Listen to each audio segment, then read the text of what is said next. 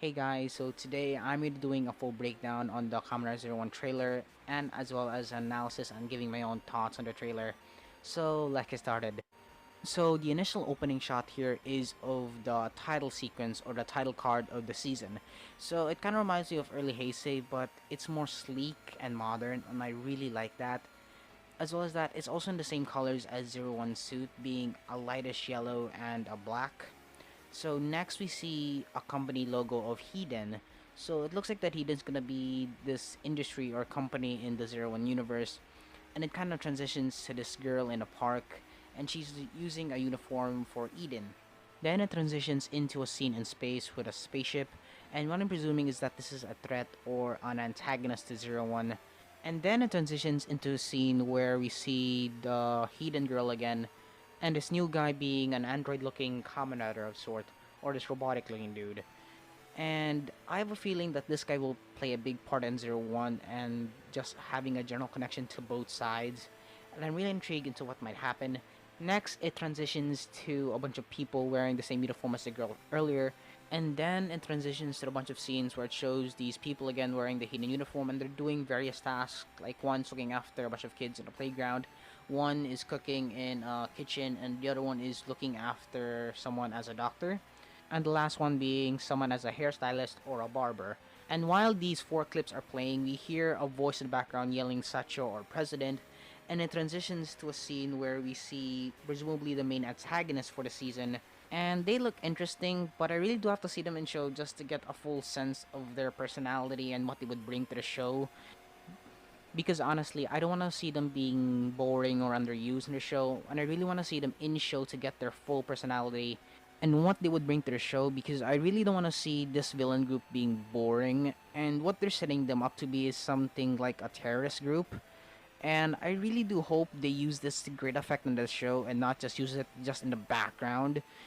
And it looks like that's not going to be the case because of this next scene here. We see a driver looking object being pulled out of something, and presumably someone is using it because we do see in the next scene where it's being activated, and we do see it actually turn the person into a monster. And I'm going to be thinking that this is going to be a thing where the belts are going to be this, and they do see it transform the person into a rider looking guy or a monster. And this is really interesting that the monsters actually use belts to transform. And we do see a scene where they actually start attacking the people, and there's two of them. As a whole, the suit seems basic, but there's aspects in the suit that really makes it seem futuristic, making us get into the futuristic aesthetic and world of Zero One, which is really exciting. And it transitions to a scene where we see the hidden building, and the architecture as a whole seems really cool and interesting, and it takes us inside into a scene where we see a board meeting, presumably because of the monster attacks. And then we see a scene with the main rider, and we haven't yet gotten the name of this guy yet, or I haven't heard of it yet. I'll put it up on screen if I do, in a more formal attire, and he's giving a press conference to a bunch of people. And this is a really interesting idea because most main writers don't have to answer to this, because most of them are more in the shadows and not really in the spotlight for this kind of deal. So it's really cool to see this being used in show and being more original to Zero One. It transitions to a scene where we meet another of the cast members, presumably, and then we see a bunch of people getting attacked, and then we're introduced to AIM Squad, which seems like an offshoot of the A Squad or the V Squad from SPD, which is a cool reference, but I don't think it's really intentional. Then we're introduced to these two characters being presumably that they're both partners, and I haven't really seen the names yet of these two people because they're in Japanese, and I really want to see and wait for the subs because I don't want to mispronounce them or have the names wrong. So I'll just put them up on screen if I do find them. And it looks like that they're both gonna be the secondary and third riders of the season, which is really cool that we're getting both right off the bat, which is interesting because we normally just get the secondary rider. As well as that, it looks like that both of these are going to be working with the AIM squad directly, and it looks like that the AIM squad's guns, or even the SWAT team that they're having with the van, it looks like that they actually do damage the monsters with their guns, which is a unique thing to Zero One, because the thing with guns in Kamen Rider is that they have a tendency to not work on the monsters.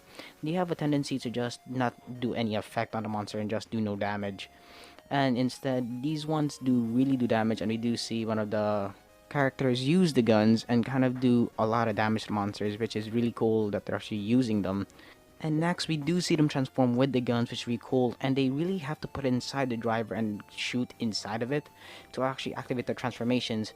And the main suit for these two is really cool that they're half white and half another color. One being a blue and one being orangey color. And I really like that they are similar but different. And they have some design aesthetics that are somewhere between them but still different. And I really like that they have a distinguishing factor aside the color. And I like that one of the riders that are using the guns is a female because most females don't really get to transform, but I really like that they're being more diverse with their cast for the first season of Reiwa and having a female cast member being a rider. And I really like that the toy is making this decision to have a push for a female rider as their one of their first riders in their first season of Reiwa. Then it transitions us to a scene with the first Reiwa rider being Zero One, and I haven't yet found the name of the actor that portrays Zero One, but I'll try to see if I can put it up on screen. But we don't even know the character's name yet until probably when the episode airs, which is actually the 1st of September, which is really cool that we even know the airing date. And then it looks like he'll have a big part in the story because he's portrayed or even shown as this big shot or this important person that we have to look out for. And it also shows a scene with him meeting one of the riders that uses a gun as a transformation device. And then it transitions us to a scene where he's actually in combat or probably an encounter with a monster. And we also see the Hayden girl from before, and she's actually bringing a case that we later found out is actually storing the Zero One driver. So from what I can remember or what I saw in an article is that the Zero One driver is unique to Zero One, and that is one of the only riders who use this type of driver. In the background of these different scenes while showing the belt and the briefcase, we do actually see or hear the character of Zero One actually say the word of belt. And the next scene after this, we do actually see him transform with it, and that both the memory card and the driver is needed during the transformation, and that he actually needs to initialize or kind of confirm that he's Zero One through the memory card and kind of open the memory card up like a phone and insert it into the driver. And it opens up revealing a grasshopper in the middle, and it says the words Rising Hopper, and then we get to see this suit. The suit of Zero One is one of the sleekest suits of Kamen Rider we ever have, and I really like that the first rider is actually very sleek and a bit modern because Zero One's design as a whole really does strike me as cool and modern because we're in the era of Reiwa, and the color scheme of black on a limeish color or a yellowish color really does sell me on the grasshopper aesthetic.